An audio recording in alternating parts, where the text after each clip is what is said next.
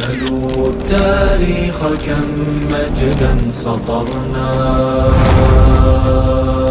على صفحاته وبه تغنى.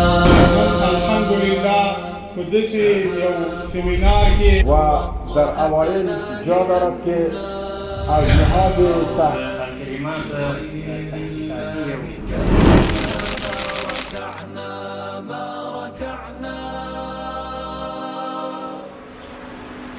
دریم عامل چې دا امت له دې وجې نه درد ولیده هغه علومو ته شا کولو. ګورې د اسلام اساس او د اسلام شروع او بنا دا په اقرا باندې سوې ده. کله چې رسول الله صلی الله علیه وسلم ته جبریل علیه السلام راځي او لومړنی وحی راوړي ورته وایي چې اقرا ولوله. د اسلام شروع دا په علم باندې ده. موږ تاسو چې وګورو خپل تاریخ مطالعه کړو د اسلام په اوایلو کې په صدر اسلام کې علوم ډېر قوي ول.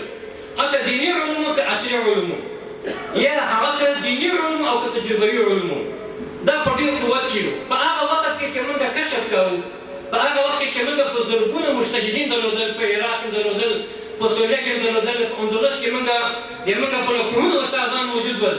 په هغه وخت کې چې موږ علمي مناقشې کولې، موږ تحقیقات کول. په هغه وخت کې د اوسنۍ اروپا په زړه کې الف او با موجود نه وو. دوی سینې له تحریفۍ ډکې وې. په هغه وخت کې چې موږ مجتهدین درلودل، موږ امام ابو حنیفه درلوده، موږ امام ابو یوسف درلوده، موږ امام غزالي درلوده، موږ دغسې ستر علما مفکرین درلودل. په هغه وخت کې چې موږ علمي مناقشې او تحقیقات کول. په هغه وخت کې په اروپا کې د اروپایانو بحث په دې باندې وو چې د مستنې په سر باندې څو دانې ملایکې ځایېدی شي. یا بیا دا خبر په کې عیسی علیه السلام نعوذ بالله هغه دغه ادرار د جبکې دا پاک لږ ناپاک ده، په دې کې مناقشې وي. یا په دې باندې بحث کوو چې د ستنې په سوري باندې څومره ملایکې تېرېدی راتېرېدی شي. په دغه سطحي کمزور مسایلو کې دوی اخته ول او موږ د امت په سطحه باندې لوی اجتهادات کول، لوی کتابونه مو لیکل او د نړۍ په علمي میدان کې دا وه د یو میدان د میدان کنټرول او یا لکه دغه څو دا زموږ سره په لاس کې وو.